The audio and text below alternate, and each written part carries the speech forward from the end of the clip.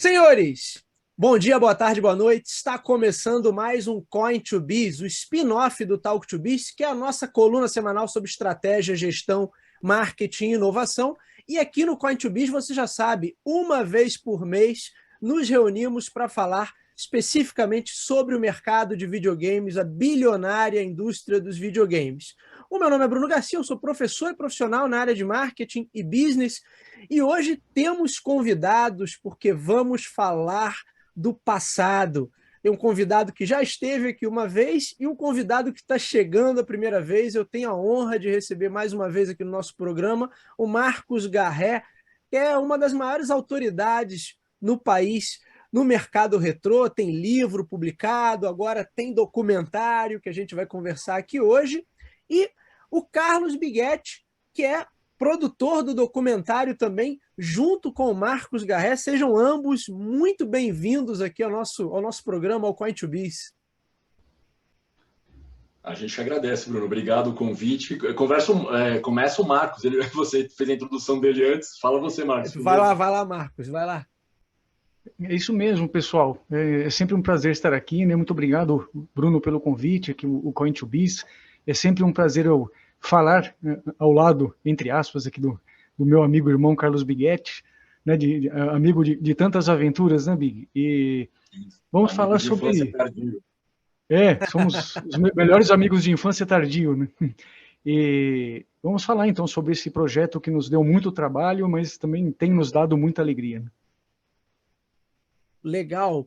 O projeto é o Loading, nossos primeiros jogos de computador. Eu lembro, Marcos, quando você esteve aqui no programa, sei lá, mais ou menos um ano atrás, né? Por aí, que a gente conversou sobre a Atari, ascensão e queda da Atari, e você comentou que estava produzindo o documentário, que estava com o projeto em andamento. Eu falei, ó, quando lançar, volta para falar do documentário. Eu queria já começar esse papo perguntando a vocês como é que surgiu, por que surgiu a ideia do documentário e por que especificamente olhar para os jogos de computador naquele início ali dos anos 80?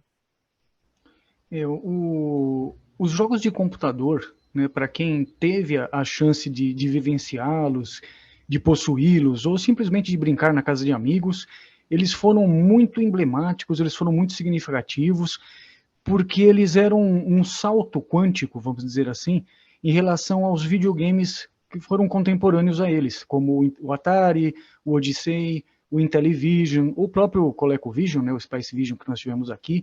Então, os jogos de computador, eles tinham, por causa, né, do hardware superior, de maior quantidade de memória, de alguns chips dedicados, eles tinham uma complexidade maior, uma qualidade gráfica maior, sons, música. Os jogos tinham final, né, os jogos de videogame, o jogo de Atari não tinha final. Jogos de computador tinham final, né, tinha uma complexidade maior, você podia interagir com os jogos de outra forma, via teclado, então jogos de aventura, jogos de texto. Então, quem teve a oportunidade de ter um, ou de jogar em um, e tinha o Atari também, o Odyssey, a pessoa percebia que era um outro mundo, era uma coisa que estava se abrindo. E não só isso, o computador, ele também te possibilitava você criar jogos, criar coisas, programar. Então, realmente, para quem viveu, foi muito emblemático. Foi o meu caso, né? Eu tive a possibilidade de ter alguns microcomputadores na época, e assistindo a alguns documentários do estrangeiro, como o From Bedrooms to Billions, que é sobre o mercado de games lá da Inglaterra, e alguns outros, eu pensei, poxa, nós temos uma história muito rica, né? Nós tivemos uma série de aparelhos aqui, também em virtude da reserva de mercado, né? Os nossos clones, nós fomos expostos a várias linhas de computadores, americano, japonês, europeia, e as pessoas que produziram aqui esse material, e os jogos aqui no Brasil, elas estão vivas ainda. Eu falei, por que não nós pesquisarmos, né, entrarmos em contato com esse pessoal e registrarmos essa história? Foi então, né, que eu tive a ideia, não poderia deixar de convidar, de chamar o Big para fazer o filme comigo, né, que é um projeto conjunto, né? Sem o Biguetti não teria filme, ele pode comentar um pouco também. Fala, Carlos, vamos lá. Eu acho até que, ô Carlos, eu cometi uma indelicadeza, que você falou assim, ó, o Marcos se apresenta primeiro e depois eu não te introduzi, né? Perdão, mas coisas de podcast pelo Zoom, né, cara? E aí, assim, eu vou, jornalista e produtor? Eu sou jornalista, eu tenho Uhum. um canal no YouTube chamado Flashback, né, que é Pô, legal. como o Vou próprio nome seguir, sugere, é de coisas antigas, né, vou coisas seguir. velhas. E obrigado. E o Marcos, ele já tinha me convidado a participar do 1983, mas por causa de uma série de outros projetos eu não pude, né, não vou conseguir pegar mais uma coisa para fazer bem feito, não dá para ser de qualquer jeito, né? Então, eu optei naquele momento por não participar, embora tenha participado de bastidores e fiz até bastante coisa. E aí, nesse do loading, eu pensei assim, bom, nesse momento dá para assumir, né, uma responsabilidade desse tipo. Aí nós vamos dizer que foi assim, uma união de talentos. O Marcos, com o conhecimento dele, absurdo, né, que, enfim, dispensa comentários, como você muito bem introduziu, e como o espectador pode perceber, né, com a propriedade que ele fala, né, dos temas. Então, eu pensei assim, o Marcos entra com essa parte e eu entro com a parte, vamos dizer, do know-how de produção de reportagens com esse sabor, né, de retrô, flashback, e que desse ao documentário não um tom professoral, uma coisa assim muito séria, né, mas que a gente pudesse transitar de uma maneira mais dinâmica e mais lúdica também, né? Que eu penso sempre nas famílias e principalmente nas esposas dos entusiastas dessas coisas, porque Que tem que assistir junto, as esposas. tem que assistir junto, então tem que ser uma coisa palatável para um público um pouco maior, né? Para quem é muito fã desse tipo de coisa, você pode botar um cara sentado numa cadeira falando 10 horas para a câmera, se o assunto é interessante para o entusiasta, tá valendo. Sou Agora as eu, famílias né? podem ser um pouco. A gente, quando é um tema que nos interessa, realmente não tem esse problema. Então, eu já tinha o canal, né, já vinha fazendo o canal. Antes do canal, já tinha um quadro no Jornal da Cultura, né, chamado Flashback também, que foi ideia minha, eu que apresentei.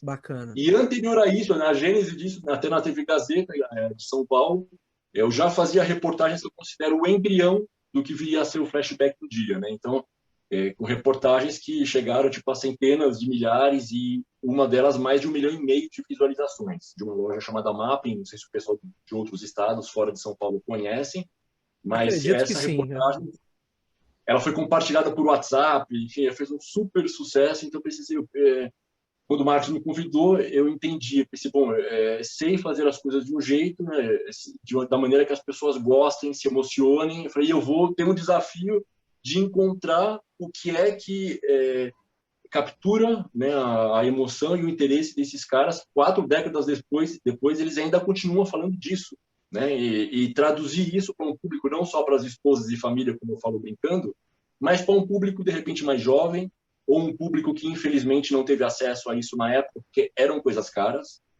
Então, assim, Sim. eu acho que depois da estreia, né, imagino que em algum momento vamos falar disso, mas depois da estreia nós tivemos, assim, enfim, a certeza de que a missão foi concluída com sucesso para nossa tranquilidade, né? O Marcos entrou com esse conteúdo absurdo e eu trouxe essa roupagem dinâmica, solta, descontraída, com reconstituições de época e um resultado emocionante, né? As pessoas choraram realmente, a gente também, né? Porque, como ele falou, trabalhamos tanto, nos desdobramos tanto e o resultado final, felizmente, conquistou o público no dia da estreia. Acho que é muito legal, né, falar até desse processo da produção, porque vocês encararam aí um período complicado, que foi a questão da pandemia, né? E como é que foi, além da pandemia, localizar essa galera? A gente está falando aí de 40 anos, então localizar essa galera que está espalhada por aí, que não necessariamente ainda está, vamos dizer assim, militando na área dos games, na área do desenvolvimento. Como é que foi o processo de reencontrar todo esse grupo de pioneiros brasileiros? Se o Marcos pode responder essa parte e eu posso falar da parte da pandemia. Vamos É lá. interessante, né? Muitos eu já conhecia porque eu os havia entrevistado para Jogos 80, para revista, né? Ou participaram de algum livro que eu fiz, né? Então foi um conhecimento que, assim, eu mexo com essas coisas, com essas pesquisas desde 2004. Foi quando nós lançamos a Jogos 80, eu, o Eduardo Lucas, o Walter Garrote. Então nós fomos conhecendo essas pessoas e procurando mesmo, às vezes a indicação de alguém, ou procurando no Facebook, procurando em redes sociais, encontrava a pessoa, perguntava, oh, você é o fulano? Ah, sou, tal, pô, nós estamos fazendo tal coisa, você aceita participar? A maioria fica lisonjeada, fica até surpresa, né, de como as pessoas falam sobre essas coisas depois de 3, 4 décadas, né? Um ou outro às vezes não quer, ou não teve uma lembrança muito boa, e fala não e acabou, né? A gente até tenta insistir um pouco, mas... Então, é meter a cara mesmo, né, Big? É um negócio de jornalista mesmo, de ir atrás, Assim. sem entrão, não, né? Insiste um pouco, então, mas no geral eles gostam bastante. E como são anos, né? Então, 18 anos mexendo com isso, você acaba conhecendo muita gente, né? O trabalho ele vai se não deixa de ser uma apresentação sua, né? Então a pessoa vê que é uma coisa séria, que você faz com dedicação, com amor aquilo. Então é isso, foi juntando o pessoal, apresentando a ideia e as pessoas se empolgaram, né, Big? E aí nós fomos para cima. Aí o Big pode comentar a respeito da pandemia, né? As pessoas às vezes podem pensar, mas faltou fulano, faltou ciclano. É que eram em torno de umas 50 pessoas. Nós tivemos que fazer aí, né, não por um ser melhor do que o outro, mas assim, nós tivemos que pensar ali de uma maneira fria, né, as pessoas para dar essas entrevistas, e nós fizemos isso em tempo meio que recorde. Antes mesmo, né, do fim da campanha do financiamento coletivo, nós começamos as filmagens, né, a gravação das entrevistas, e tudo ia num ritmo muito bom. A gente estava adiantado, assim, ia entregar um ano antes do esperado, né?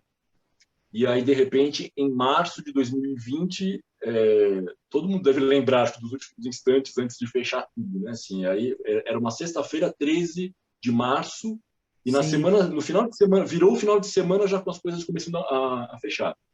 Nós tínhamos já registrado, felizmente, 95% acho, das entrevistas, né? Faltava acho que só uma ou duas coisinhas pontuais e relativamente pequenas no sentido de duração, né? Não era nada muito extenso. Então já tinha esse material todo garantido.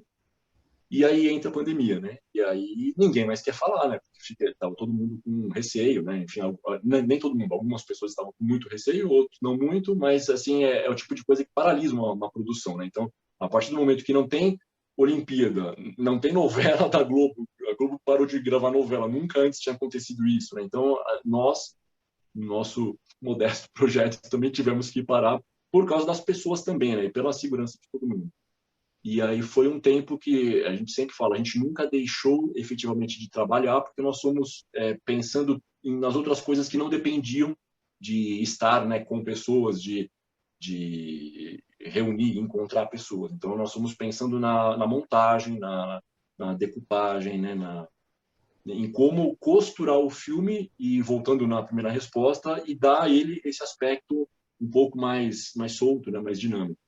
E aí, nesse período, acho que dá para dizer que veio a ideia das reconstituições de época, né? Assim, inspirados, né, em grande medida pela série Stranger Things, da Netflix. Inspirado, lógico, né? Não vou dizer que ficou igual, não ficou igual, mas assim, trazendo para a nossa realidade, né? E aí tivemos um tempo de maturação disso, de criar as situações, quais seriam as situações, porque esse documentário ele não tem a figura do narrador. Né? Assim, nós optamos por ser as testemunhas, né, os especialistas daquele momento, né, que tiveram protagonismo, e tudo costurado, uma fala na outra, mas para algumas coisas mais específicas a gente precisava de uma cena, uma dramatização que contasse aquela história ou uma definição, por exemplo, da reserva de mercado. Né? Assim, como que a gente vai incluir uma coisa de reserva de mercado, que é uma coisa que está fora até da questão de games, né? Assim, então, entra na parte da microinformática, de economia, até de gestão do país, né? Assim, o governo da ocasião optou por fazer isso, né? E tinha uma razão de ser. Então, como que você vai colocar isso num documentário que não tem narrador? Aí, né, eu pensei assim, bom, nas duas situações, que fala do início da reserva de mercado e do final da reserva de mercado, que as duas exigiam, né, uma explicação um pouco mais elaborada. Pensei, bom, aí eu vou vestir a minha cara aqui de jornalista e vou, na primeira delas, né, como seria, né, eu como fazendo um stand-up, né, um boletim, como a gente chama, na frente ali do Palácio do Planalto, dizendo que o presidente João Batista Figueiredo sancionou, aprovou na data de hoje a Lei Federal 7.282, que formaliza a criação da reserva de mercado e explicando assim como se fosse uma reportagem, porque as pessoas estão habituadas a ver isso. E aí demos um tratamento todo para aparecer um telejornal de época e, enfim, falta muito pouco para as pessoas poderem assistir ao documentário de uma maneira mais fácil, né? Porque a gente está... Eu não vou me estender aqui, mas vamos seguir o jogo. E a outra parte, então, no final do documentário, que o Fernando Collor de Mello determina, né, toma aí uma providência que, na prática, acaba com a reserva de mercado. Então, nós usamos desse artifício para não precisar da figura do narrador. Durante a pandemia, então, nós pensamos essas coisas, só para fechar a sua pergunta.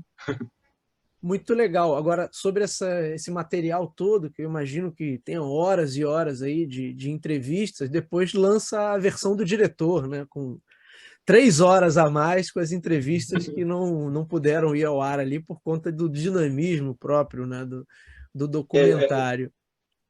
Só para explicar isso, nós, enfim, temos um material riquíssimo, o Marcos pode detalhar em seguida, né, do que se trata, mas realmente por uma questão de as pessoas estarem acostumadas, né, a um filme no tamanho de 1h45, 1h50, 2 horas, né, nós chegamos em 2h10, mesmo tentando conter, né, por todos os lados, mas muitas coisas a gente precisou realmente deixar de fora dessa versão, vamos dizer que é a versão principal, que contém a essência. Então, nós, desde o começo, a gente sabia que ia ter que ter um disco de extras, né? Até para a gente não ter 2 versões e enlouquecer, porque nós enlouquecemos do jeito que já né? Assim, então, se fôssemos fazer 2 versões, e foi uma ideia durante muito tempo, mas nós pensamos, não dá para fazer, não é viável, mas todo o conteúdo que precisou ser suprimido da versão, né, enfim, única que existe, está no disco de extras. Então, nesse disco de extras tem um material riquíssimo, que o Marcos pode falar um pouquinho dele.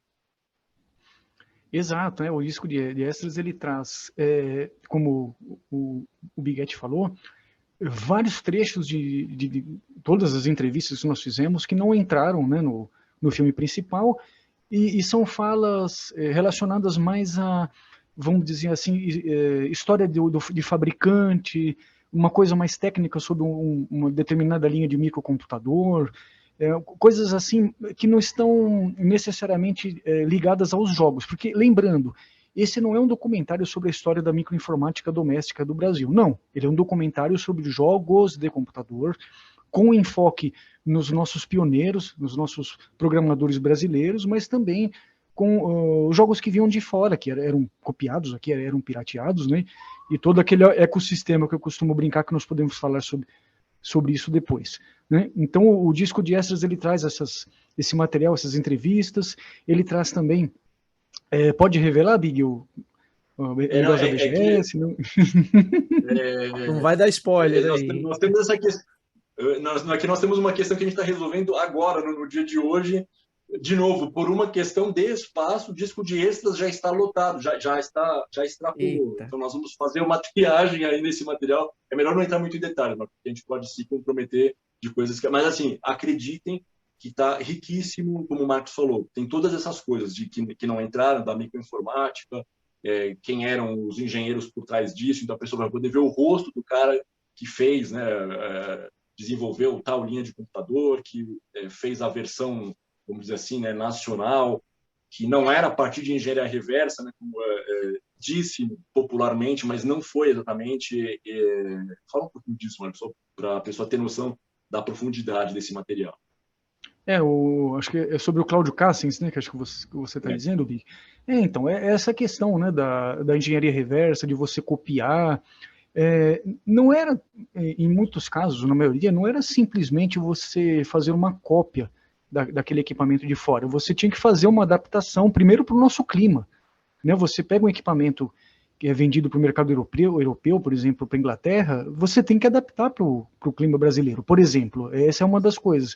Aqui, por exemplo, a voltagem é outra, né? Lá é 50 Hz, que é 60 Hz, tem a questão do sistema de cores do Brasil, o PAL-M, né? Lá fora, por exemplo, o ZX Spectrum era PAL-I, PAL-G, quer dizer, aqui é PAL-M, outro é NTSC, então tem adaptações, né?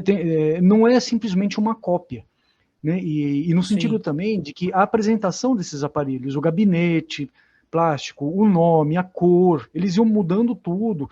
Tem alguns equipamentos que são mais bonitos do que equipamentos originais, ou que são até melhores, tiveram alguma saída diferente. Então, a nossa história a esse respeito é uma história muito peculiar, é uma história única que só teve aqui no Brasil.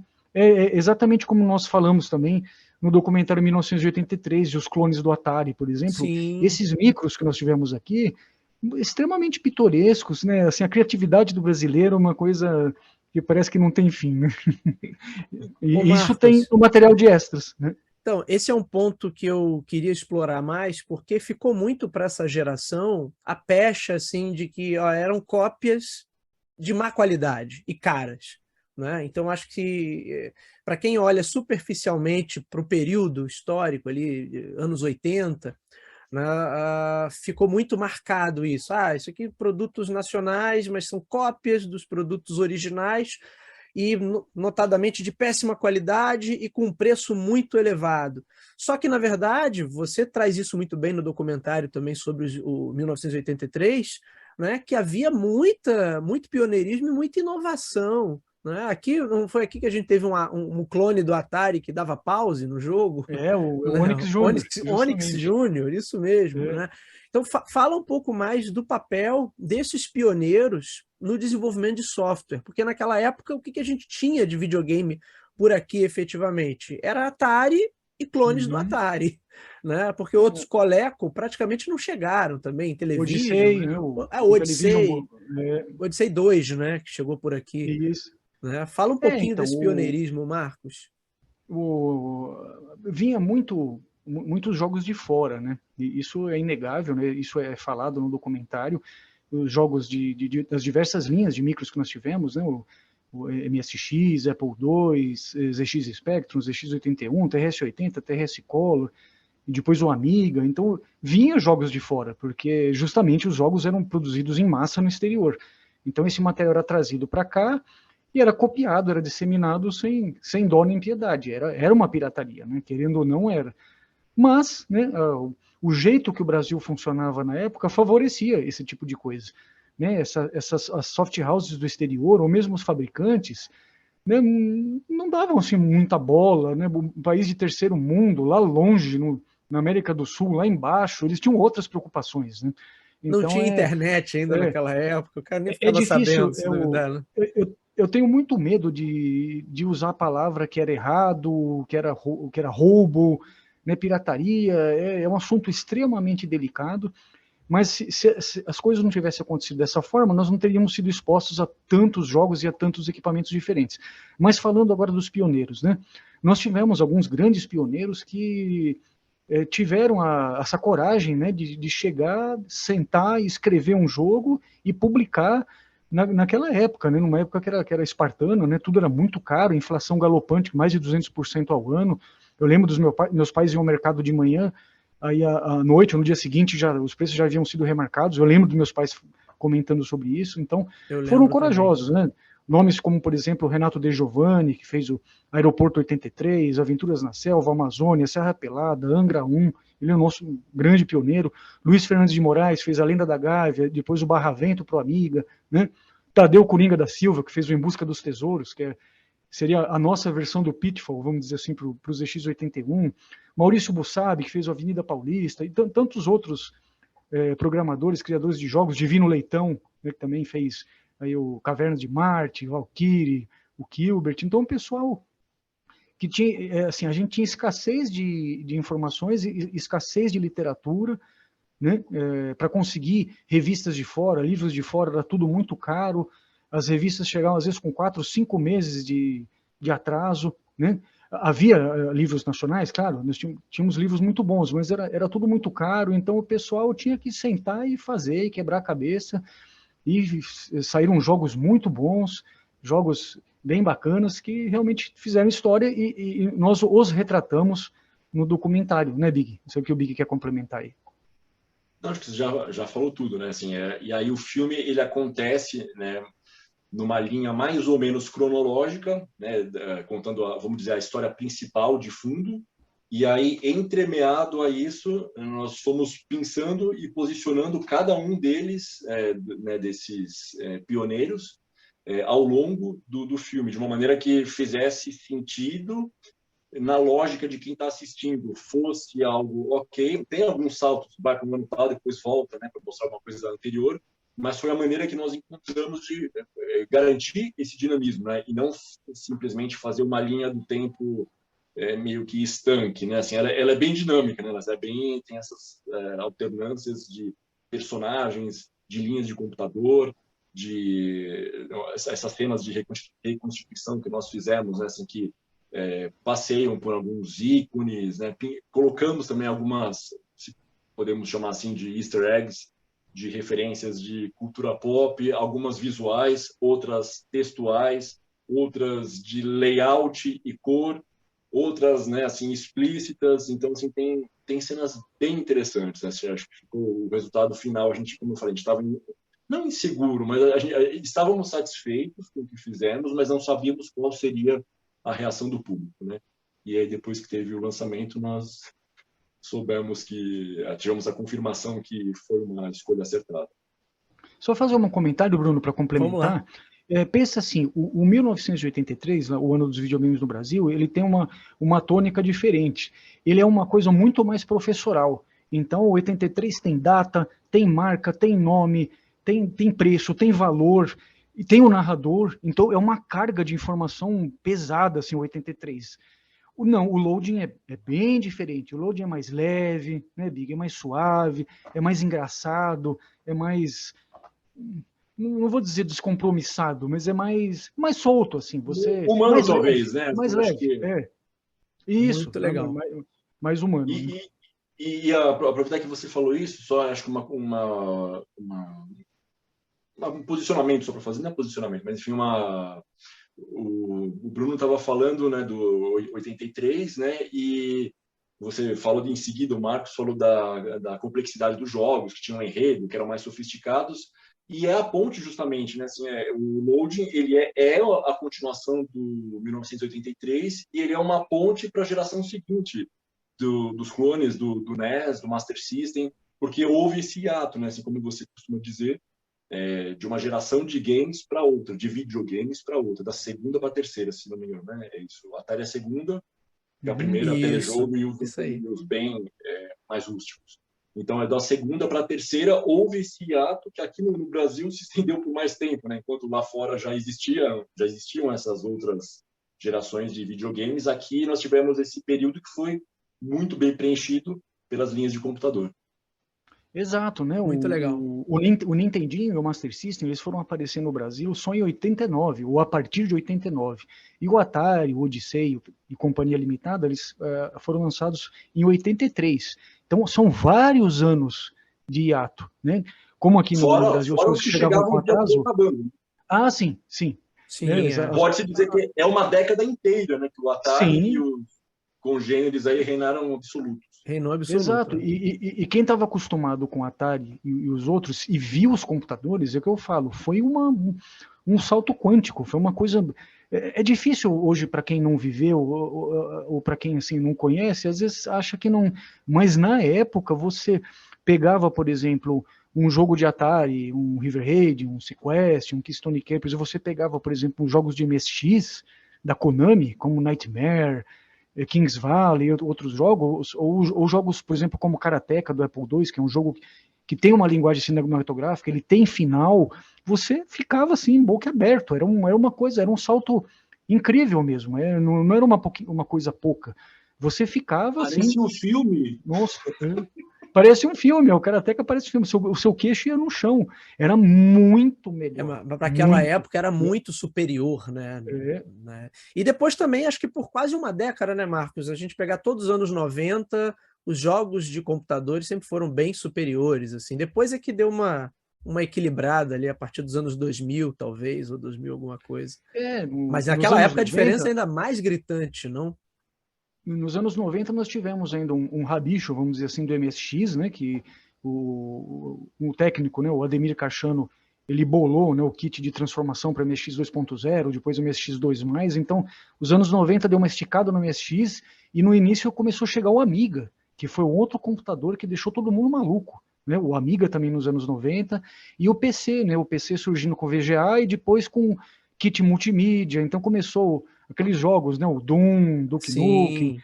Monkey Island, aquelas coisas todas, mas aí já realmente era anos 90, né, como você falou.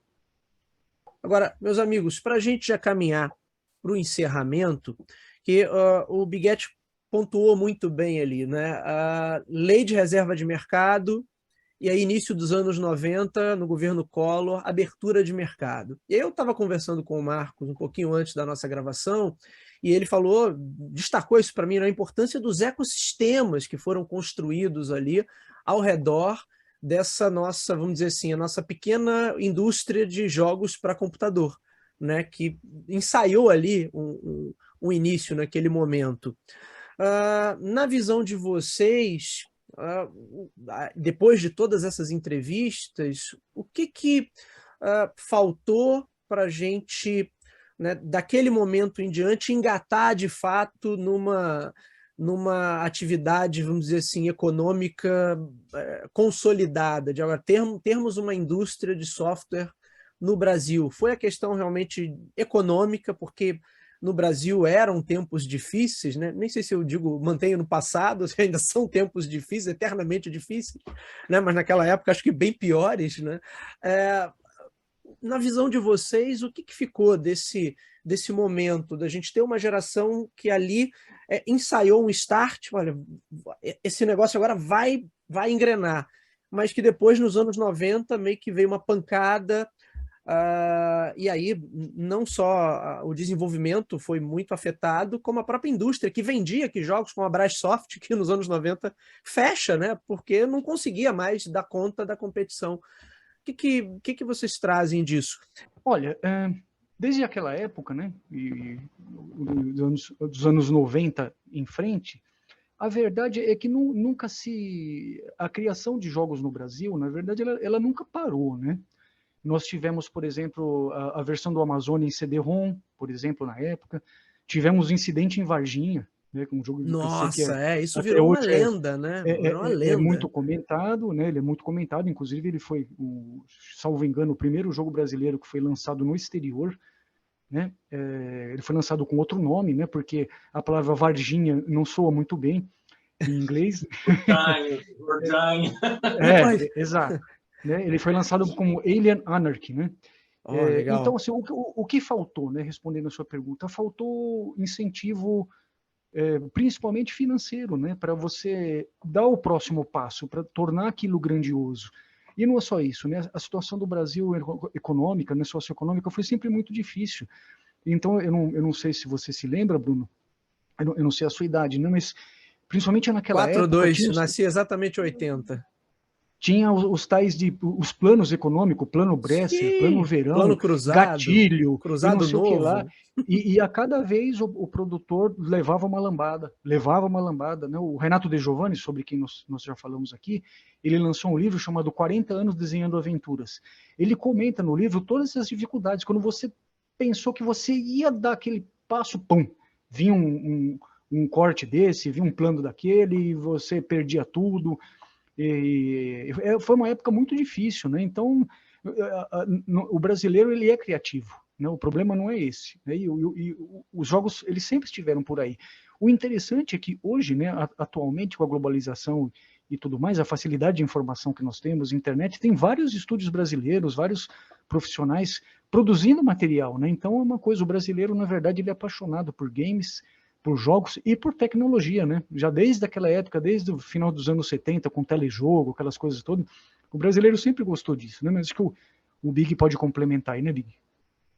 Vamos lá. Alguma coisinha só, porque você já falou muito bem, né? Assim, a gente percebe até nas nossas participações de BGS que existe, né, um movimento aí de produtores, de desenvolvedores nacionais de games, né? A Alameda Indie, como eles chamam, né? Tem sempre um pessoal muito entusiasmado, com coisas muito bonitas de se ver. E até uma coisa assim que, se por um lado é um pouco triste, né, é que esses jovens de hoje não conhecem os pioneiros. E, né, então você pensa, puxa, daí a importância de um trabalho como esse que nós fizemos, né, assim, de trazer de uma maneira, como falei, palatável, né, dinâmica, agradável, e que acredito descortina um universo completamente novo e desconhecido para eles. Então, que são referências mesmo, né? E como o Marcos muito bem falou aí, o brasileiro é criativo. O brasileiro não é porque nós somos, estamos falando do nosso país, mas é um povo que dá nó em pingo d'água, os caras fazem acontecer. Então, com as limitações todas, com uma memória ínfima, que seria comparável de uma calculadora Cássio, sei lá, o cara fez um joguinho que tinha uma dinâmica, tinha uma pontuação, tinha um objetivo, né? Então, assim, isso é de se tirar o chapéu, né? É algo que precisa ser valorizado, e aí a gente até brincou com todos os entrevistados, né? Assim, essa noção de que cada um deles colocou um tijolinho, né? Para, vamos dizer, construir os fundamentos dessa indústria de games multibilionária em nível mundial, mas nós temos a nossa parcela nacional, né? Como você falou, Bruno, os de hoje, eles são a continuidade dessa história que começou lá no começo, meados dos anos 80, né? Então, acho que realmente o lançamento desse documentário vai trazer, né, esse novo mundo para a geração de hoje, vai fazer a justa homenagem aos pioneiros, que a gente coloca, né?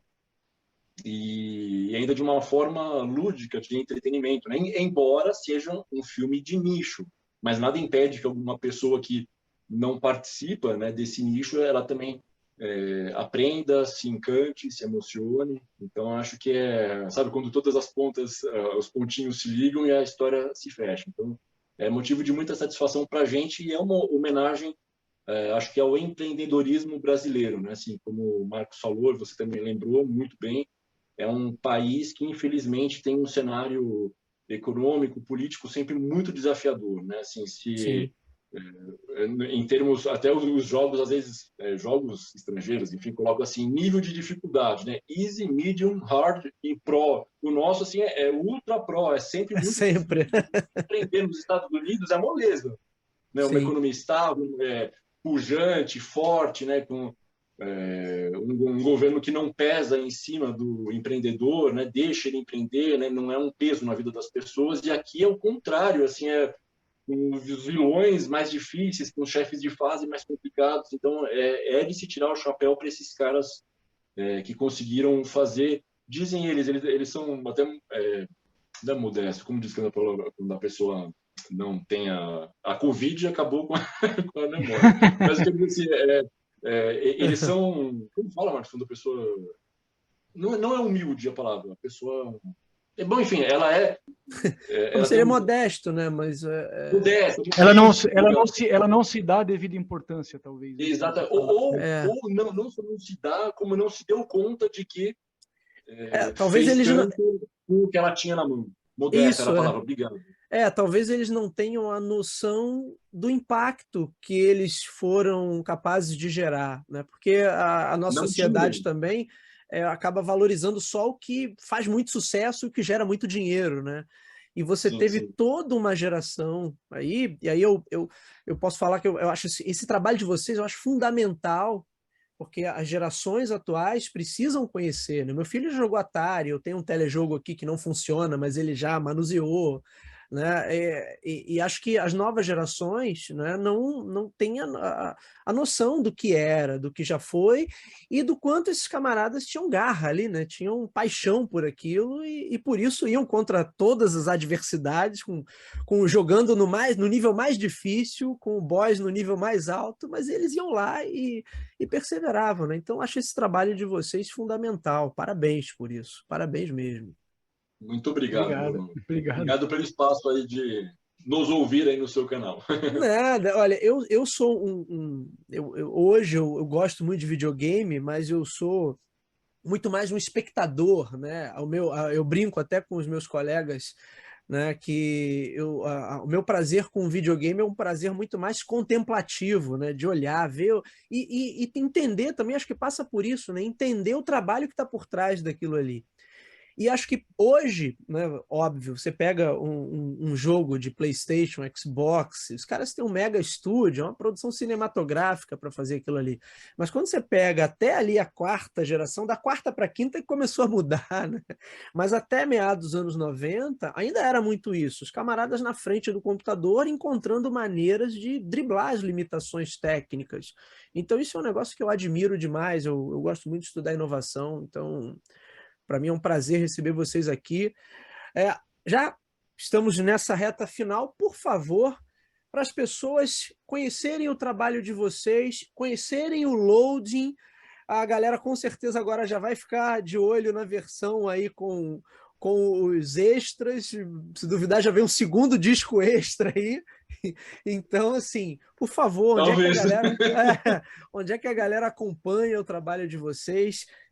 Perfil em rede social, site, e onde está o documentário para que a galera possa acompanhar e assistir?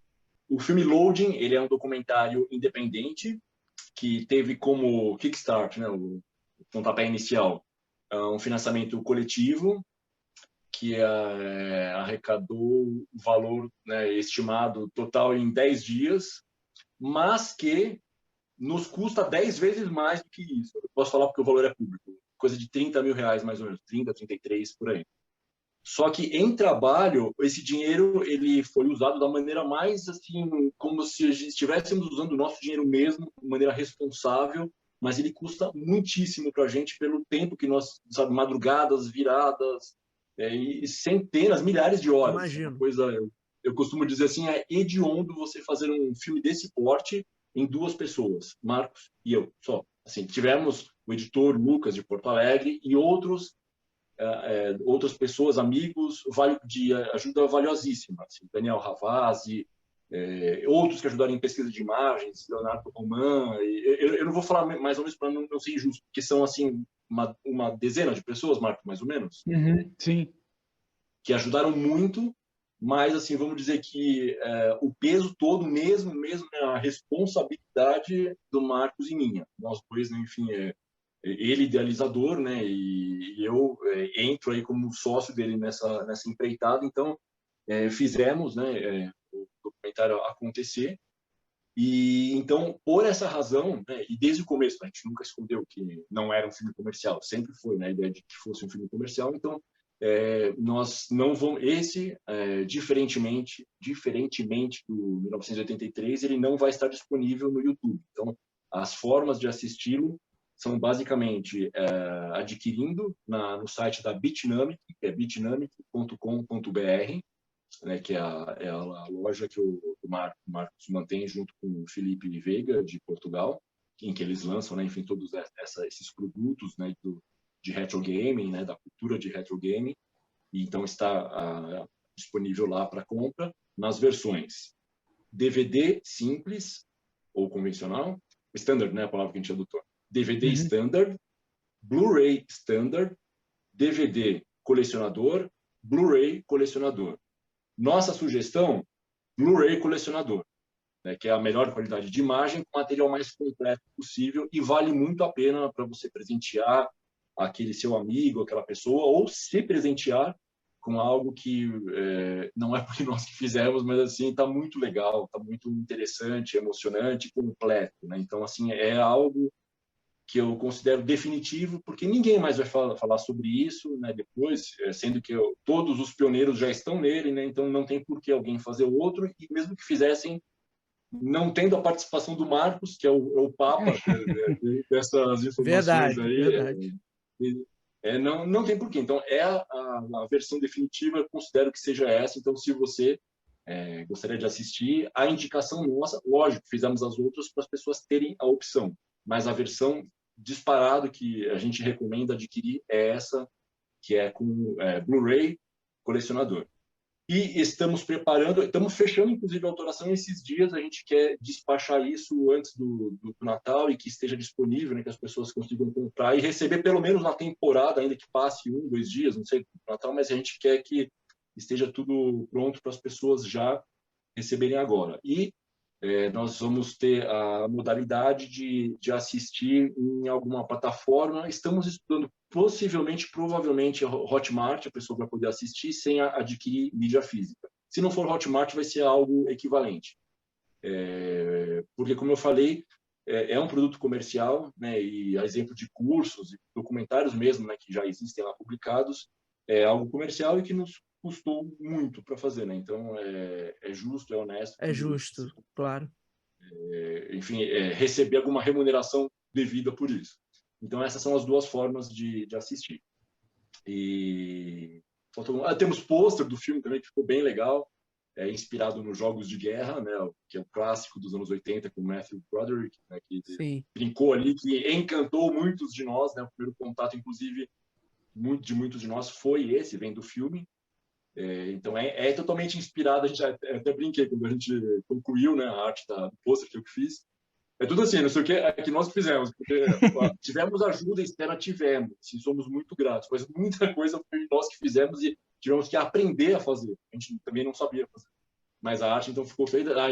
A inspiração, como era do filme, né? Assim, a gente até brinca assim, pode copiar, só não faz igual. E assim, é muito claro, mas isso aqui é uma homenagem, lógico, com os nossos personagens, mas com a mesma diagramação, as mesmas telinhas, e aí, em vez daqueles painéis, né, do ataque da União Soviética contra os Estados Unidos, são as telinhas, assim, de uma maneira representativa de vários jogos, né, dessa safra, né, dessas safras, né, ao longo desses anos. Então, isso é o que a gente tem de loading, né, no momento. Os filmes, né, nas mídias e o pôster. E aí o Marcos, então, acho que pode seguir falando então da parte dele, né? Já podem separar a minha edição Platinum aí, um box para mim, que eu vou me presentear. Já tenho meu login na Bitnamic, né? Já tenho meu login. Que legal, então, que legal. Então pode deixar reservado uma aí. Marcos, vai lá. É isso mesmo, pessoal, né? Como o Big falou, então tem as mídias, né? Só um detalhe importante para ressaltar aqui, tanto o DVD de colecionador quanto o Blu-ray de colecionador, né? Ele vem com o disco de extras, só que o disco de extras, em ambos os casos, é um DVD, tá? Só para deixar claro. Então, o disco de extras, mesmo do Blu-ray, não é um segundo Blu-ray, tá? É um DVD 9, um DVD de dupla camada, recheado de coisas aqui, só para deixar isso bem claro, né? E o pôster, realmente como o Big falou, que ficou muito bonito, muito lindo, um pôster enorme, imenso, baseado no Wargames, né, nos jogos de guerra. Em realidade, acho que é 92 por 60, né? Enorme, é imenso o pôster. Se a pessoa quiser saber, 92 por 60 é o padrão que a Editora Europa faz os pôsteres deles.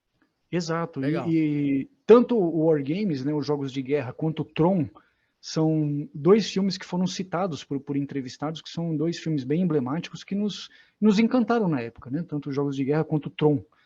E o que mais que eu posso dizer? Sim, então, o site da Bitnamic, né, como o Big já falou, é www.bitnamic.com.br. Né, Bitnamic é uma iniciativa minha com o Felipe Veiga, meu amigão lá de Portugal. Né? Nossa missão é relançar jogos clássicos, né, para microcomputadores e videogames antigos, e lançar jogos novos também para essas máquinas, só para as máquinas antigas, mas nós temos também livros, revistas, e o DVD e o Blu-ray do Loading estão na loja, então quem quiser adquirir, a gente vai procurar, assim que ficar pronto, já começar a despachar para todo mundo, né? O Facebook do Loading, né, o endereço é fácil de guardar, é barra, né, facebook.com/doc, tudo maiúsculo, e Loading, junto, o L maiúsculo, né? DOCL, tudo maiúsculo, OADIN, né? Doc Loading. Lá tem várias informações, tem várias fotos de produção, muito bacana, né, Big, também. E revista Jogos 80? Sim, temos a revista Jogos 80, é www.jogos80.com.br, 80 é numeral. E que mais? O meu perfil pessoal do Facebook, quem quiser me procurar, é só colocar meu nome, que é o primeiro que aparece, né? Acho que é isso, né, Big? Faltou alguma coisa? Assim? Acho que é isso. Big, fala do teu canal também. Você falou rapidinho no começo das suas redes também. Vamos lá. Bom, redes pessoais, então, primeiro. Carlos Bighetti, Bighetti. Vou estar assim no Facebook. No Instagram, o perfil, né, desse tipo de conteúdo é canal Flashback. Não lembro, acho que tem underline, não é certeza absoluta agora. Mas tenta com ou sem underline entre uma palavra e outra, canal Flashback. Não lembro mesmo. E no YouTube, então, youtube.com/canal Flashback do Junto. Que pela busca, às vezes aparece alguns que é de música, que os caras deixam tocando música flashback, então, assim, às vezes pode confundir. Mas se for com o endereço certinho, youtube.com/canal Flashback, tudo junto. E estou construindo um site também, até tem conteúdo já, não está ainda 100%, se a pessoa quiser olhar, já estou montando, né, para ter uma presença mais firme, né, com o endereço, né, com domínio próprio, que é canalflashback.com.br. Enfim, e vai ser muito abastecido agora que nós conseguimos entregar o loading, né, tanto no lançamento, no MISC, quanto as mídias, né, e a disponibilização da versão para ser assistida online. Agora eu vou conseguir voltar esforços também para essa iniciativa, né, que é minha pessoal. E eu acho que é importante a gente falar que a gente não falou até agora. Inscrevam-se no canal.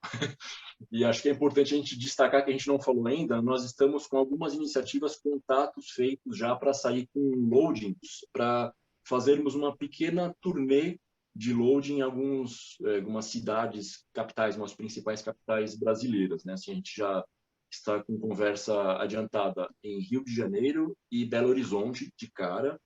Temos o Ezequiel Noronha nos auxiliando no eixo Nordeste, inicialmente nas cidades de Fortaleza e Salvador, mas isso ainda está sendo conversado. Se você está em alguma dessas capitais ou outras e gostaria de ter um evento com loading, né, assim, pode fazer contato com a gente, né, se você tem contatos de lugares de exibição cultural que possam, né, receber um evento desse tipo. A gente está bolando um formato que a gente consiga fazer algo dinâmico, com uma mesa de debates, para exibição do filme e posterior, né, mesa redonda, que fica muito legal, fica participativo. Então, são coisas que nós estamos... As ideias são bem-vindas, os contatos são bem-vindos, e a gente está tentando ver uma forma de fazer isso acontecer. E aí, fora essas cidades, em Porto Alegre, Florianópolis, Curitiba, são lugares que a gente pretende fazer. E, se a pessoa tiver condição de levar isso para outros centros, a gente também estuda bem a possibilidade. Muito legal. Meus amigos, Carlos Biguetti, Marcos Garré, muito obrigado pela participação de vocês aqui no nosso humilde podcast no Coin2Biz. Agradeço demais. Parabéns mais uma vez por esse incrível trabalho e que venham novos projetos aí, que eu acho que ainda tem muita coisa certamente a ser dita sobre retro games, sobre os desenvolvedores nacionais, que esse seja que essa seja mais uma etapa, mas que a gente tenha novos projetos aí, que com certeza eu sei que vocês já devem ter coisa aí no horizonte, sempre tem, né? Sempre tem. A gente agradece muitíssimo aí o seu espaço, né? É um prazer contribuir, né, com conteúdo, né, nessa linha que a gente também gosta muito. Legal. E sim, a gente não pode falar ainda a respeito, mas existem muitas coisas, porque nós somos pensadores malucos, né, Marcos? A gente fica pensando, maquinando coisas e colocando na planilha, e nós temos várias coisinhas que a gente está pensando em fazer. É só uma questão de tempo, né, de realização de cada uma delas. Muito legal. Isso aí, Bruno. Obrigado, lá, viu? Marcos. Obrigado mesmo. Obrigado mais uma vez aí. Valeu por estar aí no Coin2Biz. Falar sobre aquela época é uma coisa que eu sempre digo, né? Conscientemente ou inconscientemente, a gente não quer que aquela época morra, né? Então, por isso que a gente está sempre falando, sempre cutucando, sempre produzindo, Verdade. porque foi uma época muito especial para quem viveu, uma época muito marcante, né? E foi uma coisa que, como diz o Luiz Bonacorsi, né, um entrevistado do 1983, um amigo meu, não foi uma coisa que foi passada de pai para filho, foi uma coisa que surgiu na nossa geração. Por isso que marcou tanto, né, Big? Exatamente. As sensações, os cheiros das coisas, são lembranças muito completas e complexas, né, que remetem a situações, né, como você fala, a gente não quer que acabe, a gente quer que de alguma maneira que fique preservado. Isso aí. Muito legal. Meus amigos, meu agradecimento mais uma vez a vocês, gratidão pela participação. Contem comigo, que precisarem, o podcast está aí, a casa está aberta para vocês. E agradecer a você também que está nos ouvindo ou que está nos assistindo. Agradeço pela sua audiência. Continue com a gente, semana que vem tem mais. Voltamos. Um abraço e até lá. Valeu!